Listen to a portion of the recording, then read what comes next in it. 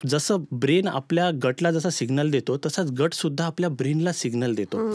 जेव्हाही homeopathy medicines घेतो तेव्हा आम्ही जे आहे पूर्णपणे पेशंटच्या मानसिक आणि त्याच्या आरोग्याला जो त्रास होत आहे किंवा शारीरिक जो त्याला त्रास होत आहे त्यामध्ये पूर्णपणे त्याचा विचार करून त्याचा पूर्णपणे अभ्यास करूनच त्याला मेडिसिन्स देतो. की जेव्हा आपण जे मानसिक घात होतो यावर जेव्हा आपण औषधी देतो तेव्हा पूर्णपणे हे पेशंट बरे होतात. म्हणतात की याला काही पूर्णपणे इलाज नाही आहे किंवा याला आयुष्यभर गोळ्या खाऊ लागू शकतात, पण नाही. अशा प्रकारे जेव्हा आपण औषधी देतो पूर्णपणे अभ्यास करून तेव्हा असे आजार आपण पूर्णपणे बरे करू शकतो.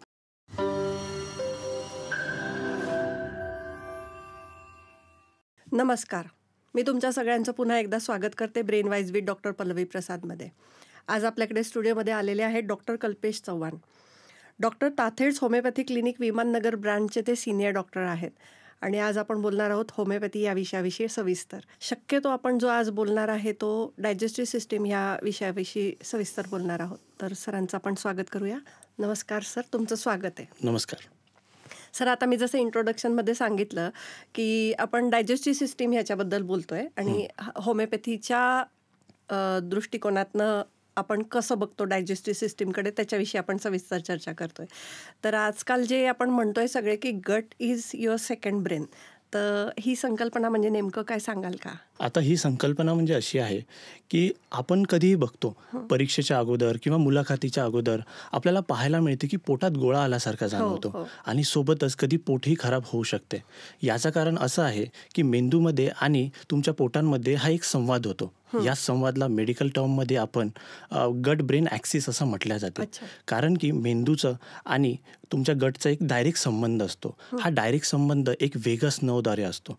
कारण की ब्रेनचा जो कंट्रोल आहे पूर्ण बॉडीवरच असतो, वेगवेगळ्या नर्व्सद्वारे किंवा न्यूरॉन्सद्वारे. तर अशा प्रकारे हे पोटाच्या आतड्यामध्ये वेगवेगळ्या प्रकारचे जे आपल्याला वेगस नर्व हे पाहायला मिळते हे भरपूर प्रमाणात पोटामध्ये असतात.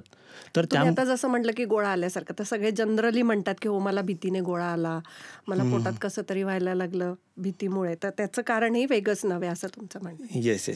त्याचं कारण ही वेगस नर्व आहे. आता वेगस नर्वमधून काही केमिकल्स बाहेर पडतात, हे एक ब्रिज सारखे काम करतात. त्यालाच आपण न्यूरो ट्रान्समीटर म्हणतो. आता हे न्यूरो ट्रान्समीटर जे आहे मेंदूचे पोटापर्यंत आणि पोटाचे हे आरोग्यावर हे असं एक पूर्णपणे एक चेनच फॉर्मेशन असतं. तुम्हाला एक एक्झाम्पलद्वारे समजवतो. पोटामध्ये काही गुड बॅक्टेरियाज असतात जे की गाबा हे न्यूरो ट्रान्समीटर तयार करतात. गाबा म्हणजे की काय, गॅमा अमायनो ब्युट्रिक ॲसिड. हे जे आहे तुमची भीती व नैराश्य हे कमी करते. मग जेव्हा आपण प्रोबायोटिक किंवा होमिओपॅथीची औषधी घेतो तेव्हा हे गाबा हे ट्रान्समीटर हे तयार होतं आणि अशा वेळेस तुमची भीती व नैराश्य हे कमी होते. आणि त्यामुळेच आपल्याला पाहायला मिळते की जेव्हा पेशंट कधीही घाबरलेला असतो, चिंतेत असतो, ताणतणावात असतो तेव्हा वेगस नर्व हे एक सिग्नल पास करते आणि त्यामुळे पोटाचे विकार आपल्याला पाहायला मिळते. म्हणजे ह्या उदाहरणार्थ आपल्याला असं लक्षात येतं की जसं ब्रेन आपल्या गटला जसा सिग्नल देतो तसाच गटसुद्धा आपल्या ब्रेनला सिग्नल देतो. त्याप्रमाणे जसं पोट खराब होऊ शकते तसाच ताणतणाव ही जर पोट खराब असेल तर वाढू शकते.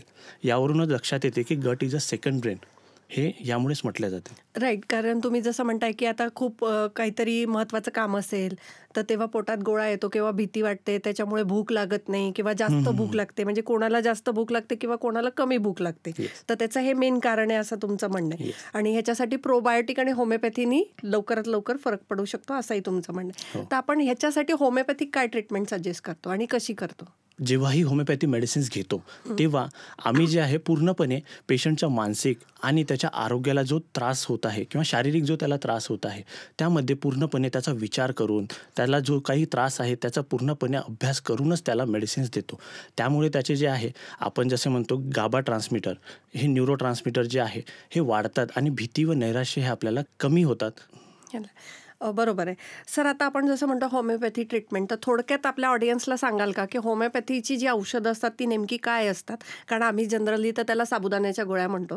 लोकांना असं वाटतं त्या साबुदाण्याच्या गोळ्या म्हणजेच औषध असतं, पण हे ॲक्च्युली टिंक्चर असतात ना, आणि ते आपण त्या गोळ्यांमध्ये टाकतो का? टिंचर तर असतात, पण टिंचरपासून ही होमिओपॅथीच्या मेडिसिन्स पहिले तर बनवल्या जातात. होमिओपॅथीचे औषधी जे आपण यूज करतो टिंचर फॉर्ममध्ये सुद्धा करतो. त्यानंतर डायल्युशन हा एक फॉर्म असतो. त्यानंतर काही वेगवेगळ्या पोटेन्सीज असतात, ज्याला LM पोटेन्सीज किंवा 6X पोटेन्सीज असे वेगवेगळ्या पोटेन्सीज आपण यूज करतो. तर हे एक वेगळ्या प्रकारचे असतात. आणि जे व्हाईट पिल्स जे तुम्ही म्हणत आहात, व्हाईट पिल्स जे आहे ते शुगर केन पासून बनलेलं असतात. यामध्ये जे आहे हे टिंचरपासून जे बनलेलं औषधी असते हे व्हाईट पिल्समध्ये टाकल्यानंतर जे काही आपण जे डायल्युशन तयार करतो किंवा जे काही मेडिसिन तयार करतो ते आपण जेव्हा पेशंटला देतो तर ही एक प्रकारची औषधी आपली असते. ओके, तर थँक्यू सो मच थोडक्यात होमिओपॅथीच्या औषधांबद्दल सांगितल्याबद्दल. थोडक्यात सांगाल का पचनसंस्था म्हणजे काय आणि कशी काम करते? लहानपणी एक श्लोक म्हणायचो, वदनी कवळी घेता. यामध्ये एक शेवटची एक लाईन आहे, उदरभरण नोव्हे जानी जे यज्ञकर्म. याचा अर्थ असा होतो की जेवण जेव्हाही जेवतो आपण तर फक्त पोट भरण्यासाठीच नव्हे तर हे पोषणासाठी म्हणजे की तुमच्या सर्व्हायवलसाठी डिपेंड करतं. तर त्यामुळेच आणि हे एक प्रकारचं यज्ञकर्मच आहे, या भावनेने जेवण करायला हवं. त्यामुळे आपण जेव्हाही जेवण करणं सुरू करतो तर आपल्या तोंडातूनच डायजेशन हे स्टार्ट होऊन जातं. आपले वडीलधारे आपल्याला नेहमी सांगायचे की घास हा 32 वेळा चावून खावा. यामागचा सायंटिफिक रिझन तुम्हाला मी आज सांगतो. जेव्हाही आपण जेवण जेवतो तेव्हा आपली लाळ जी आहे ते जेवणामध्ये मिक्स होते आणि त्यामध्ये जे आहे काही एन्झाईम्स असतात ज्याला की आपण अमायलेज म्हणतो. हे कार्बोहायड्रेटचं जे आहे ते डायजेशन करतं आणि त्यानंतरचे जे फूड आहे ते पुढे पास ऑन होतो, जे की स्टमकमध्ये जाते. तिथे आपले जे ॲसिड्स असतात HCl तो पुढचे जे पचनक्रिया आहे ते पूर्णपणे पार पाडते आणि त्यानंतर लहान आतड्यांमध्ये जे आहे आपले मिनरल्स आणि विटॅमिन्स हे ॲब्झॉर्ब होण्याचं काम होतं. आणि जर आतड्यांमध्ये जर काही बिघाड आले तर मिनरल्स आणि विटॅमिन्स व्यवस्थित ॲब्झॉर्ब होत नाही. त्यामुळे आपल्याला व्हिटॅमिन B12ची डिफिशियन्सी आणि वेगळ्या वेगळ्या डिफिशियन्सीज असे आजार आपल्याला पाहायला मिळतात. त्यानंतर हे अन्न जे आहे मोठ्या आतड्यांमध्ये जातो आणि त्यानंतर ते पुढे पास ऑन होऊन जातं, जे की स्टूल फॉर्मेशन आपण त्याला म्हणतो. बरोबर. सर, आता तुम्ही सांगताय की पचनसंस्था कशी, तर त्याच्यात बऱ्याच लोकांना आपण ऐकतो की ॲसिडिटी झाली. हा खूप कॉमन वर्ड झालाय. सगळे म्हणतात की मला ॲसिडिटी झाली. कोणाला सकाळी सकाळी होते, कोणाला जेवणानंतर होते, पण हा खूप कॉमन झालाय ॲसिडिटी. तर त्याच्याबद्दल थोडक्यात सांगाल का? आत्ताच आपण जसं बोललो की जेव्हाही आपण जेवण करतो ते आपल्या तोंडावाटे हे पोटामध्ये अन्न जाते. तर पोटामध्ये HCl हे ॲसिड असतं. ते HClचं नेमकं काम काय की प्रोटीनचं ब्रेकडाऊन करणं, सोबत एन्झाईम्स तयार करणं. त्यानंतर जे आपण जेवण जेवतो त्यासोबत काही व्हायरस आणि बॅक्टेरियासुद्धा पोटामध्ये जातात, तर त्याला मारण्याचं कामसुद्धा हे ॲसिड करतं. म्हणजे एक प्रकारे आपल्याला आजारापासून सुद्धा हे वाचवतं. बरोबर आहे. हां, पण ॲसिड जे आहे ते पोटाच्या आतमध्ये जे काही आतडी आहे त्यांना पण इजा पोहोचवू शकतं. तर त्यासाठी एक म्युकसची जाड लेअर असते जे की ॲसिडपासून आपल्याला प्रोटेक्शन देते. पण वेगवेगळ्या कारणांमुळे जे आहे ॲसिडचं प्रमाण वाढू शकते, जसे की योग्य झोप न घेणे, जेवण वेळेवर न करणे, मानसिक ताणतणाव. यामुळे ॲसिडचं प्रमाण वाढतं आणि पोटामध्ये त्रासही वाढू शकतो. त्यालाच आपण ॲसिडिटी किंवा पित्त मराठीमध्ये जसं म्हणतो पित्त असं म्हणू शकतो.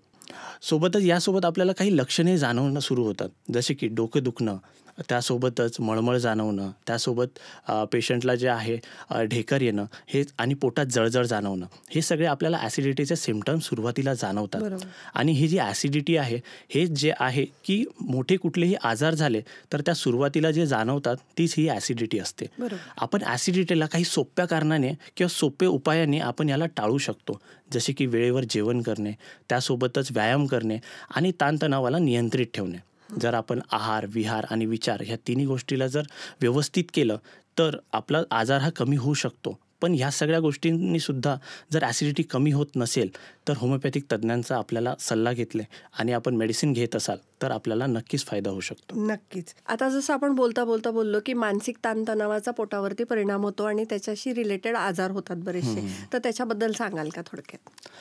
आता बरेचसे पेशंट क्लिनिकमध्ये येतात आणि आम्हाला म्हणतात, डॉक्टर मी व्यवस्थित जेवण करतो, मी व्यवस्थित खातो पितो राहतो, घरचं साजूक जेवण करतो, यानंतरही मला पोटाचे आजार का होतात, मी सगळे पथ्य पाळूनसुद्धा मला पोटाचा आजार का होतो किंवा पोटाचा त्रास का होतो. तर यामध्ये आजाराची आपल्याला दुसरी बाजूही समजून घ्यायला हवी. कारण की काय होतं, जसे आपले विचार असतात, जसे आपला ताणतणाव असतो त्याचा पूर्णपणे आपल्या पोटांवर परिणाम पडत असतो. जेव्हा पेशंटला वारंवार ॲसिडिटी होते किंवा वारंवार IBSचा त्रास किंवा पोटाचे वेगळे काही विकार होत असेल, अशा वेळेस आपल्याला इनडायजेस्टेबल मोर्सल कॉन्फ्लिक्ट हे दिसून येतं. आता याचा अर्थ असा की त्या पेशंटमध्ये किंवा त्या व्यक्तीमध्ये अशी कुठली घटना किंवा अशा कुठला जो प्रसंग आहे ते पचवणं त्याला पॉसिबल होत नाहीये. बरोबर. हे आपल्याला काही घटनांमधून जाणवतं, जसं की प्रमोशन न मिळणे, हवी ती वस्तू तो घेऊ शकत नसेल किंवा रिजेक्शन किंवा एखादी गोष्ट ही माझ्यासोबतच का होत आहे, माझ्यासोबतच का होत आहे, ह्या गोष्टींचा संताप जेव्हा त्याच्या मनात भरतो तेव्हा पोटाच्या तक्रारी होऊ शकतात. मग हे आपल्याला स्त्री आणि पुरुषांमध्ये वेगवेगळे दिसतात.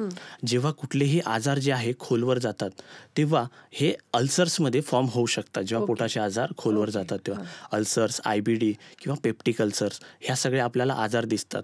मग विचारांचा प्रभाव हा स्त्रियांमध्ये वेगळा आहे आणि पुरुषांमध्ये वेगळा आहे. कारण की स्त्रियांची विचार प्रणाली थोडी वेगळी असते आणि पुरुषांची वेगळी असते. मग पुरुषांमध्ये जर पाहायला गेलं तर आपण टेरिटोरियल कॉन्फ्लिक्ट असं म्हणतो याला. म्हणजे की त्याची जी सभोवतालची जागा आहे, जे की ज्यामध्ये ज्याचे अधिकार क्षेत्र आहे, यामध्ये प्रॉब्लेम्स येणे, जसे की घर, शाळा, कॉलेज किंवा ऑफिस असेल किंवा आजूबाजूची त्याची जागा जिथे तो येणं जाणं करतो, इथे जर वाद होत असेल, इथे काही असे रागाचे प्रसंग निर्माण होत असेल आणि तो राग जर त्याच्या मनातच दाटून राहत असेल तर अल्सरसारखे व्याधी हे तयार होऊ शकतात. हे खूपच महत्त्वाचं सांगितलं की आपण जे विचार निगेटिव्ह दाबून ठेवतो, सगळ्या प्रकारचे निगेटिव्ह विचार आपण जे दाबून ठेवतो त्याने अल्सर होतात असं सरांचं म्हणणं आहे. खूपच छान माहिती आहे. आणि जर स्त्रियांमध्ये जर पाहायला गेलं तर आयडेंटिटी कॉन्फ्लिक्ट म्हणतो आपण याला. तर आयडेंटिटी कॉन्फ्लिक्ट म्हणजे काय, की स्त्रिया हे जेव्हा लग्न होतं किंवा कुठलीही नवीन जॉब असते त्यामध्ये ते स्वतःची ओळख तयार करण्याची एक त्यांची धावपळ चाललेली असते. पण जेव्हा ही ओळख तयार होऊ शकत नाही, त्यांची आयडेंटिटी स्वतःची त्यांना मिळत नाही, तेव्हा येणारा जो संताप असतो त्या संतापामुळे ही स्त्रियांमध्ये अल्सर्स फॉर्म होऊ शकतात. म्हणजे थोडक्यात सांगायचं झालं तर अपेक्षेप्रमाणे जेव्हा घटना घडत नाही तेव्हा हे अल्सर्स किंवा पोटाचे विकार हे होऊ शकतात. बरोबर. आणि त्याच्यासाठी आपण होमिओपॅथी काय सजेस्ट करतो आणि कसं करतो? तसं पाहायला गेलं तर होमिओपॅथी हे आपल्याला बाहेर मार्केटमध्ये आपण जेव्हा बघतो की नवीन नवीन संशोधन चालू आहे, ह्या आजारासाठी हे औषध, त्या आजारासाठी ते औषध, पण जेव्हा अल्सरेटिव्ह कोलायटिस किंवा क्रॉन्स डिसीज यासारखे आजार जेव्हा आपण बघतो तेव्हा आपल्याला पाहायला मिळतं की यामध्ये काय की रक्तस्राव होतो पेशंटला आणि सोबतच त्याला पोटदुखी होते आणि अन्य वेगवेगळे त्याला त्रास होतात. तर फक्त आपल्याला त्रास कमी करणारे औषध देणं गरजेचे नाही आहे. यासाठी आपल्याला सखोल जाऊन पूर्णपणे त्याचा एक इलाज करणं गरजेचं आहे. त्यासाठी मूळ शोधणं की कशामुळे झालाय नेमकं. बरोबर. तर यामध्ये होमिओपॅथीचं वैशिष्ट्य असं आहे की आम्ही जे आहे पूर्णपणे याचा मानसिकरित्या आणि जो पेशंटला त्रास आहे त्या सगळ्या गोष्टींचा अभ्यास करतो आणि त्यानंतरच त्यांना होमिओपॅथीची औषधी देतो. त्यामुळेच तुम्ही म्हटल्याप्रमाणे मुळापासून हे आजार पूर्णपणे बरा होतो. आता तुम्हाला हे एक उदाहरण देतो. आमच्या क्लिनिकमध्येच एक पेशंट होता जो की काही दिवसापूर्वी आलेला. त्या पेशंटला जे आहे लहानपणीपासून लेडीज होती, लहानपणीपासून फार ॲम्बिशियस, करिअर ओरिएंटेड, म्हणजे टॉपर स्टुडंट असल्यासारखी, आणि तिला जी नोकरी हवी होती ते त्यांनी मिळवलीसुद्धा. पण त्यानंतर असं पाहायला आलं की लग्नानंतर जे आहे तिला ती नोकरी करता आली नाही. त्यामुळे तिला प्रचंड संताप आला आणि जे तिला ओळख तयार करायची होती, स्वतःचं नाव बनवायचं होतं, हे सगळे झाले नाही. आणि जे तिचे संताप जो तिच्या मनात साठत गेला त्यानंतर जे आहे सुरुवातीला तिला पोटदुखीचा त्रास सुरू झाला आणि नंतर तिला कळालं की आपल्या संडासाद्वारे सुद्धा काही रक्त जातो. मग तिनं तपासण्या केल्यानंतर कळालं की IBD हा त्रास आहे, म्हणजे की अल्सरेटिव्ह कोलायटिस हा त्रास आहे. तर मग ह्यासाठी जेव्हा आमच्याकडे आले तेव्हा पूर्णपणे आम्ही अभ्यास करून तिला जेव्हा औषधी दिलं, जो त्रास आहे तो, त्यानंतर मानसिक जो त्रास आहे तो, 6 ते 8 महिन्यामध्ये ती लेडी जी आहे पूर्णपणे बरी झाली. सांगायचं तात्पर्य एवढंच होतं की जेव्हा आपण जे मानसिक घात होतो किंवा मानसिक आघात होतो यावर जेव्हा आपण औषधी देतो तेव्हा पूर्णपणे हे पेशंट बरे होतात.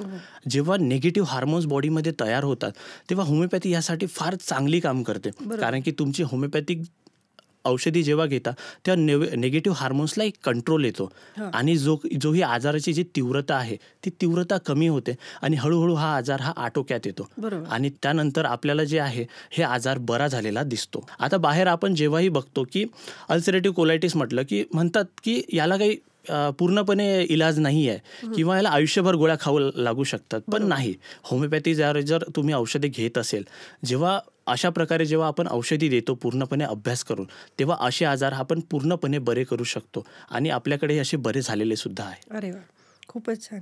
आता तुम्ही जे सांगताय त्याच्यात एज डिफरन्स असतो का काही, की लहान मुलांना कशामुळे होतो, मिड एजच्या लोकांना किंवा उतार वयातल्या लोकांना हे सगळे आजार कशामुळे होत आहे हे असं डिफरन्शिएट करतो का आपण? हो, वेगवेगळ्या वयानुसार हे वेगवेगळे आजार हे होत असतात. आता जर लहान मुलांचं पाहायला गेलं तर लहान मुलं हे व्यवस्थित जेवण करत नाही. मी ही भाजी खात नाही, मी हे फळं खात नाही. तर यामुळे जे आहे त्यांच्या बॉडीमध्ये फायबरचं इंटेक कमी जातं. त्यामुळे कॉन्स्टिपेशन हे आपल्याला कॉमनली पाहायला मिळतं. आणि स्वच्छता ही न पाळल्यामुळे, मातीत खेळल्यामुळे जंतही होण्याचे त्रास, जंतासारखे त्राससुद्धा आपल्याला पाहायला मिळतात. त्यानंतर भाजीपाला हे व्यवस्थित न खाल्ल्यामुळे काही जीवनसत्वाची जेव्हा कमी होते तेव्हा जे आहे चेहऱ्यांवर आपल्याला किंवा बॉडीवर कुठेही पांढरे चट्टे दिसू शकतात. हे विटिलिगो नसतात, पण साधे पांढरे चट्टे यामध्ये आपल्याला पाहायला मिळते. किशोरवयीन मुलांमध्ये आपल्याला अपेंडिक्स किंवा पोटदुखीसारखे आजार पाहायला मिळतात. तरुणवयीन मुलांमध्ये आपण जेव्हा बघतो तेव्हा त्यांचं काम हे थोडं धावपळीचं असतं.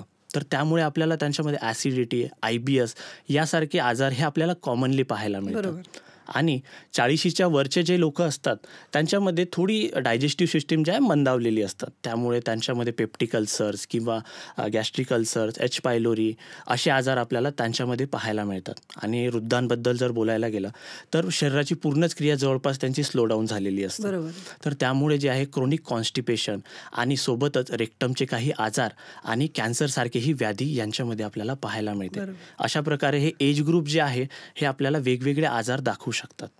तर ह्याच्यासाठी काय करायला पाहिजे त्यांनी, की थोडंसं फूड नीट खायला पाहिजे, आहार विहार नीट असायला पाहिजे, पण एक होमिओपॅथीच्या दृष्टिकोनातनं त्यांनी काय काळजी घ्यायला पाहिजे हे आजार होऊ नये म्हणून? जसं की आपण म्हणतोय की होमिओपॅथी ही मानसिक तुमच्या विचारसरणीवर आधारित असते.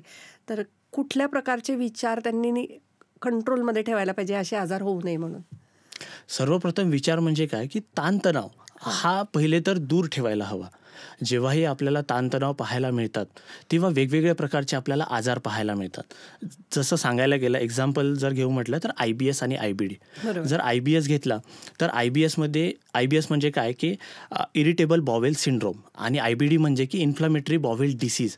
हे नाव जसे वेगळे आहे तसे आजाराचे स्वरूपसुद्धा फार वेगळे आहे. आता IBS हा छोट्या प्रमाणात असतो. IBS म्हणजे काय, की डायजेशनची जी प्रक्रिया आहे त्याच्यामध्ये थोडाफार एक बिघाड झालेले असतात.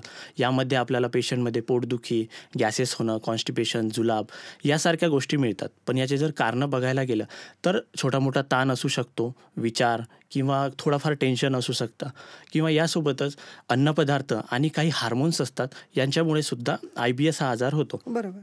आणि जर आपण IBDचे जर विचार केला तर हा याच्यापेक्षा एकदम उलटा आजार आहे किंवा यापेक्षा एकदम विरुद्ध आजार आहे. तर यामध्ये 2 प्रकार असतात, क्रॉन्स डिसीज आणि अल्सरेटिव्ह कोलायटिस. आता हे जे आजार आहे हे आजार आतड्यांमध्ये बदलाव घडून आणतात. आता बदलाव म्हणजे कसं, की आतड्यांमध्ये हे सुजन आणतात.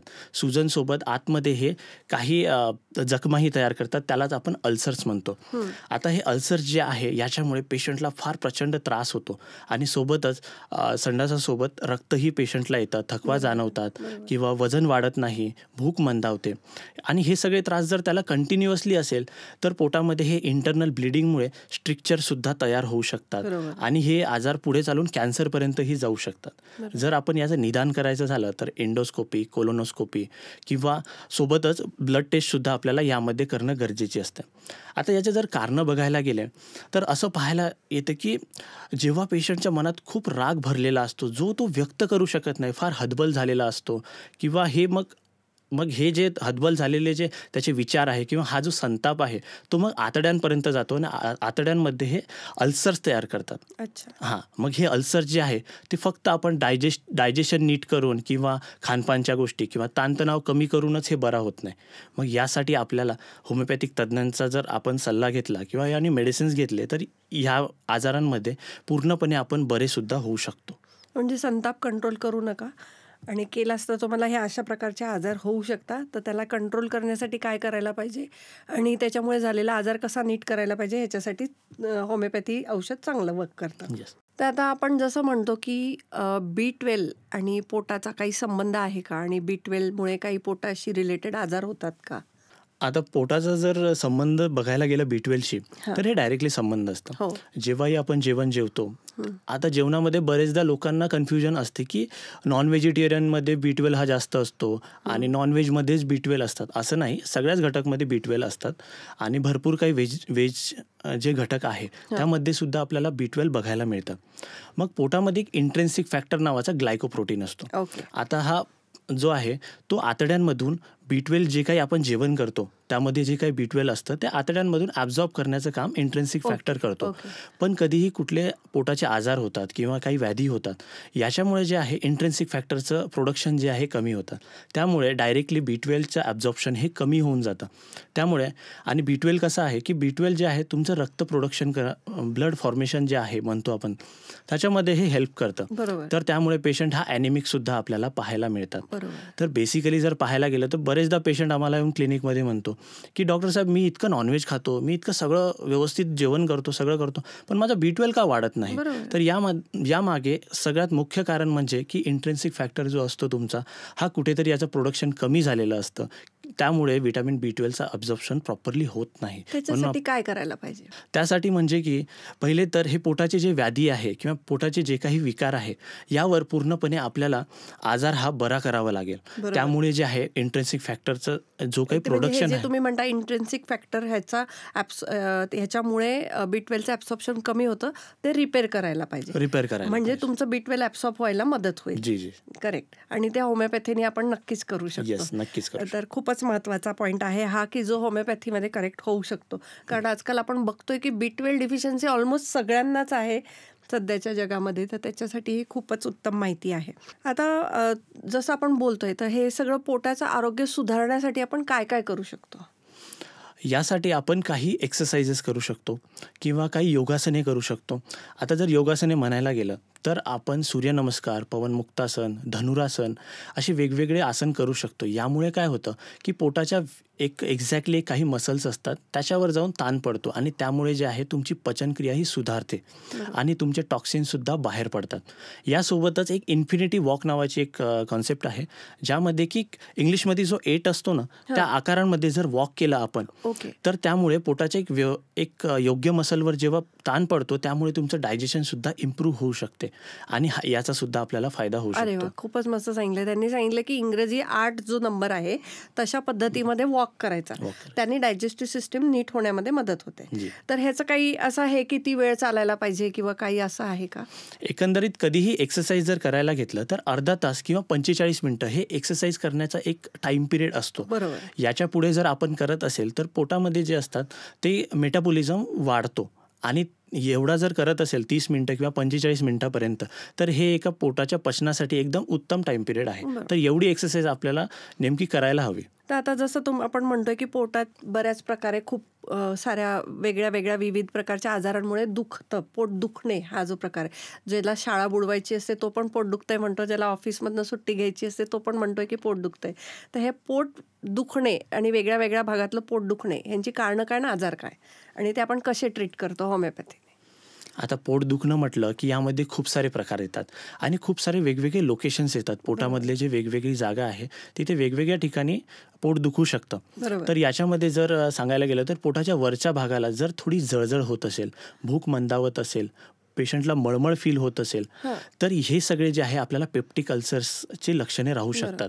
त्यासोबतच उजव्या साईडला, जेव्हा खालच्या साईडला उजव्या बाजूला जेव्हा हे पेशंटला पोट दुखतं, सोबत कॉन्स्टिपेशन किंवा हलका ताप, सोबतच त्याला पोटामध्ये जळजळ जाणवणे, हे सगळे जर सिम्पटम्स दिसत असेल तर हे अपेंडिसायटिसचे लक्षणे असू शकतात. सोबतच पोटामध्ये जर वरच्या भागात जर जळजळ होत असेल आणि थोडासा दुखणंही होत असेल तर अक्लेशिया कार्डिया नावाचा आजार पण असू शकतो. आणि पोटाचा जर पूर्ण भाग इथे जर कुठेही त्रास होत असेल आणि सोबत संडासाद्वारे जर रक्त जात असेल, त्यासोबतच थकवा जाणवत असेल किंवा भूक मंदावत असेल, तर हे IBD म्हणजे की अल्सरेटिव्ह कोलायटिसचेही सिम्पटम्स राहू शकतात. आता आपण हे सगळ्या गोष्टींबद्दल बोलतोय, त्याच्यात मी ऐकले की डॉक्टर ताथेड्स हे होमिओपॅथी क्लिनिक जे आहे ते लहान मुलांच्या आजारांवरती खूप काम करतं. त्यात स्पेशली आपण ऑटिझमवरती भरपूर काम करतो. तर थोडक्यात ऑटिझमशी रिलेटेड आम्हाला काही थोडंसं समजून सांगाल का? आता ऑटिझम म्हटलं तर हे पोटांच्या विकारामुळे ऑटिझम होतं असं नाही आहे, पण काही पोटाचे विकार आहे ज्याच्यामुळे ऑटिझमचे सिम्पटम्स हे वाढतात. जसे की आपण मागे म्हणत होतो की जसे गाबा न्यूरोट्रान्समीटर जे पोटात असतात आपले, त्याच्यामुळे जे आहे आपलं डायजेशन व्यवस्थित होऊ शकतं. तर ऑटिस्टिक मुलांमध्ये हे न्यूरोट्रान्समीटर जे आहे हे व्यवस्थितरित्या प्रोडक्शन यांचं होत नाही. त्यामुळे यांच्या आतड्यांमध्ये सूज येणे किंवा यांचं पचन व्यवस्थित न होणे यासारखे सिम्पटम्स आपल्याला जाणवतात. त्यामुळे मुलं जे आहे ते चिडचिडपणा जास्त करतात. त्यामुळे सेन्सरी इश्यूज ह्या मुलांमध्ये आपल्याला जास्त पाहायला मिळतो. आणि केसिन जो आहे तो जो आपण दुधामध्ये आपल्याला जो प्रोटीन बघायला मिळतो, त्यासोबतच जो ग्लुटीन जो आहे, जो गव्हामध्ये आपल्याला जो प्रोटीन पाहायला मिळतो, ह्या सगळे इंटेक जर ऑटिस्टिक मुलं करत असेल तर त्यांची परत आतड्यांमध्ये व्याधी वाढू शकते आणि त्यांचा त्रास वाढल्यामुळे त्यांचे बिहेवियरल इश्यूजसुद्धा वाढू शकतात. अशा प्रकारे पोटाचे जसेही त्रास वाढतात तसे आपल्याला सेन्सरी इश्यूज, बिहेवियरल इश्यूज हे ऑटिस्टिक मुलांमध्ये वाढलेले दिसतात. बरोबर आहे. तर सरांचं म्हणणं असं आहे की जर ऑलरेडी तुम्हाला ऑटिझम असेल किंवा त्याचे काही सिम्पटम्स दिसत असतील तर ते ह्या अशा प्रकारच्या खाण्यामुळे किंवा ह्या सूजमुळे ते वाढू शकतात आणि त्याच्यासाठी होमिओपॅथी औषध आपल्याकडे आहे. सर आता थोडंसं सगळ्या हे आजारांबद्दल होमिओपॅथीशी रिलेटेड सांगाल का? आता पाहायला गेलं तर भरपूरसे असे आजार आहे जे की बाहेर तुम्ही जाता तेव्हा तुम्हाला ऐकायला मिळतं की यामध्ये क्युअर नाही किंवा याला तुम्हाला लाईफलॉंग औषधी घ्यावं लागेल. बरोबर. पण असं नाही आहे. आमच्या क्लिनिकमध्ये म्हणजे की तातेड होमिओपॅथी क्लिनिकमध्ये आम्ही बरेचसे असे आजार आहे जे की लाईफलॉंग ज्यांना गोळ्या खावं लागतात असे आजार पूर्णपणे आम्ही बरे केलेले आहे. सर थोडंसं आता पोटांच्या आजाराशी रिलेटेड लोकांच्या डोक्यामध्ये खूप मिथ्स अँड फॅक्ट्स असतात, तर आपण त्याच्याविषयी थोडंसं बोलू थोडक्यात की ॲसिडिटी हा एक आजार आहे. नाही, हे एक मिथ आहे. कारण की ॲसिडिटी हा एक सिम्पटम आहे. बऱ्याचशा आजारांचा सिम्पटम असू शकतो. खूप जास्त खाल्ल्याने गॅसेस होतात किंवा अमुक तमुक पदार्थ खाल्ल्यामुळेच फक्त ॲसिडिटी आणि गॅसेस होतात? नाही, पाहायला गेलं तर काही सिलेक्टिव्ह प्रोडक्ट्स असतात त्याच्यामुळेही गॅसेस होण्याचे प्रमाण हे वाढतात. ज्यामध्ये आपण कार्बोहायड्रेट आणि प्रोटीन्स, जेव्हा कार्बोहायड्रेटचं प्रमाण वाढतं किंवा प्रोटीन्सचं प्रमाण वाढतं आणि जेव्हा पोट डायजेस्ट करू शकत नाही त्यावेळेस आपल्याला गॅसेसचं प्रमाण जास्त जाणवतं. तिखट खाल्ल्यानेच फक्त ॲसिडिटी होते? नाही, हे एक मिथ आहे. तिखट खाल्ल्यानेच होत नाही तर भरपूर वेगवेगळीही कारणं आहेत ज्यामुळे ॲसिडिटी ही होऊ शकते. म्हणजे गोड पदार्थ खाल्ल्याने पण कधी कधी होऊ शकते. तुम्हाला आता पोटात अल्सर झाले आहे म्हणजे ते तुमचे आता कधी बरेच होऊ शकत नाही किंवा खूप काळ तुम्हाला औषध घ्यावं लागेल? नाही, हे आपण पूर्णपणे बरे करू शकतो आणि होमिओपॅथीद्वारे हे आपण बरे केलेले सुद्धा आहेत. तर हे एक मिथ आहे जे की बरे करू शकत नाही. आता होमिओपॅथीशी रिलेटेड पण सर एक प्रचलित आहे की लोकांना वाटतं की हे खूप वर्षानुवर्ष हे औषध घ्यावं लागतं आणि औषध बंद केले की परत आजार येतो. नाही, जेव्हा आपण मूळ कारणांवर औषध देतो तेव्हा हे आजार आपण पूर्णपणे बरे करू शकतो आणि एक वेळा हा आजार पूर्णपणे जेव्हा बरा होतो तर त्यानंतर औषधी घ्यायची काहीही गरज पडत नाही. बरेचसे आजार हे तुमच्या मानसिकतेवर डिपेंड असतात की तुमची जी मानसिकता असते, निगेटिव्ह विचारसरणी असते, अँगर असतं किंवा भीती असतं त्याच्यामुळे झालेले असतात. हे एक फॅक्ट आहे. पाहायला गेलं तर मानसिकतेमुळे पण आजार होऊ शकतात आणि याचे अन्य कारणे पण असू शकतात जे की आपण अन्नपदार्थ म्हणतो, काही हार्मोन्समुळे पण होऊ शकतात. प्रोटीन पावडर घेणे हे योग्य की अयोग्य? हे योग्य आहे, पण तुम्ही जर व्यवस्थित जेवढी मात्रा प्रोटीनची घेत असाल तेवढी जर एक्सरसाइज करत असेल, तेवढं वॉटर इंटेक असेल आणि तुमची दैनंदिन जीवनसुद्धा तसं असेल तर तुम्ही हे प्रोटीन पावडर घेऊ शकता. प्रोटीन पचायला खूप वेळ लागतो आतड्यांना, तर त्याचं काय कारण असेल? जेव्हा प्रोटीन आपण डायरेक्टली कॉन्सन्ट्रेटेड फॉर्ममध्ये जेव्हा टाकतो तर पोटाला एक सवय नसते तेवढं डायजेस्ट करण्याची. बरोबर. तर त्यामुळे जे आहे प्रोटीन ब्रेकडाऊन करायला किंवा प्रोटीन डायजेस्ट करायला एन्झाईम्स तेवढ्या प्रमाणात जेव्हा तयार होत नाही तेव्हा आपल्याला हे जड जातं असं आपण फील करतो. तर आपण आज आता ऐकलं की होमिओपॅथी आणि पोटाचे आजार ह्यांच्याशी रिलेटेड सरांनी आपल्याला कसं सविस्तर सांगितलं की पहिले तर मानसिक आजारांमुळे पण पोटाचे विकार होऊ शकतात आणि पोटाच्या विकारांचे प्रकार सांगितले. कुठल्या ठिकाणी पोट दुखत असेल तर ते कशामुळे दुखतंय, त्याचा कुठला कारण आहे नेमकं, हे आपण सविस्तर आज चर्चा केलेली आहे आणि त्याच्या बदल्यात होमिओपॅथी त्याच्यावरती कशी असरदार आहे आणि ऑटिझम म्हणजे काय, ऑटिझम हा पोटाशी काय त्याचं रिलेशन आहे, B12चं पोटाशी काय रिलेशन आहे, हे सगळं आपण या एपिसोडमध्ये आज ऐकलेलं आहे. सर हे डॉक्टर ताथेड्स होमिओपॅथी क्लिनिकमध्ये ली विमाननगरची ब्रांच याचे सिनियर डॉक्टर आहेत. तर सर आम्हाला थोडक्यात डॉक्टर ताथेड्स होमिओपॅथी क्लिनिकबद्दल सांगाल का?